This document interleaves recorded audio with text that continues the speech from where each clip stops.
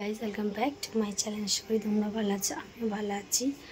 তো এখন বাজে 9টা নাগাদ। আমি ভিডিওটা এখান থেকে শুরু করলাম। প্রচুর গরম পড়েছে। এমনি মোটামুটি আমার সব কাজ হয়ে গেছে। আর আজকে কাজ করতে দেরি হলো, তার কারণ ঘরটাকে পুরো পরিষ্কার করলাম। পরিষ্কার বলতে এখানে শোকেসে বিস্কুটের ডিপে ফিপেগুলো সমস্ত কিছু পরিষ্কার করেছি। তারপর তোমার মাছ সব ধুয়ে দেয় পরিষ্কার করে নিয়েছি। তো এখন বাকি শুধু আমি ঝাঁট দেবো, ঘর মুছবো। কাঁচাও হয়ে গেছে। তো চলো কি মাছ এনেছি, কি রান্না হবে তোমাদের দেখিয়ে দিচ্ছি। চিংড়ি মাছ এনেছে, কাটা পোনা এনেছে, যে ঝোলের সমস্ত বাজার করে এনেছে। আজকে করব আমি ঝোল আর ভাত, সব রকম দিয়ে ঝোল আর ভাত করব। তো চলো আমি আগে ঘরটা ঝাঁটটা দিয়ে নিই, মুছে নিই। আর স্নান করে পুজোটা বাকি, এগুলো সমস্ত কিছু করে নিই, তারপর তোমার সাথে কথা বলছি। দেখো পুরো কাজ কমপ্লিট হয়ে গেছে। স্নান টান করে রেডি হয়ে গেছি। তো আমি এখন যেটা করব, রান্না করতে যাবো। পুজোটা ছোটো মেয়ে করে দেবে, আমি রান্নাটা করতে যাবো। সিম্পল রান্না হবে, তোমাদের দেখিয়ে দিচ্ছি। মাছ দিয়ে পটল আলু ঝিঙে টিঙে দিয়ে সব ঝোল হবে আর ভাত হবে। তো ছেলে চলে আসবে। তো চলো আগে রান্নার জোগাড়গুলো করে নিই। এই যে লেবুর শরবত করে রেখেছি।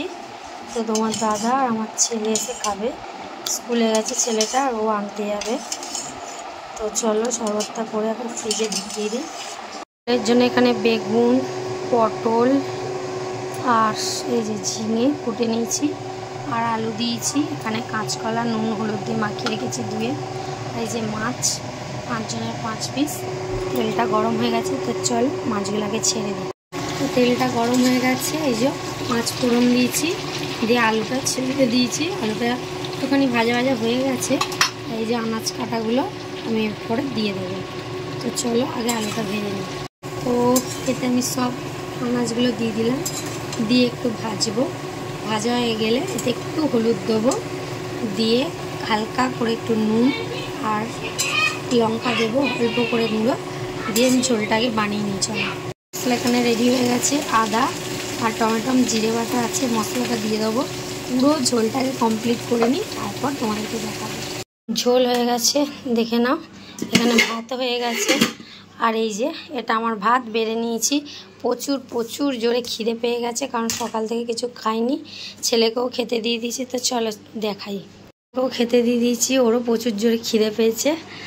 ও আর আমি খেয়ে নিচ্ছি। ওরা সকালে খেয়েছে, ওই জন্য বললো মা পরে খাবো। তো চলো আমি খেয়ে নিই। তো চলো আমি এখন খেয়ে নিই। খেয়ে নিয়ে কটা বাসন আছে মাজবো, ছেলেকে ঘুম পাড়াবো। আর কিছু কাজ নেই আমার এখন। তো ভিডিওটা আমি এখানেই শেষ করে দিলাম। ভালো লাগলে লাইক কমেন্ট শেয়ার সাবস্ক্রাইব করতে একদম ভুলবে না।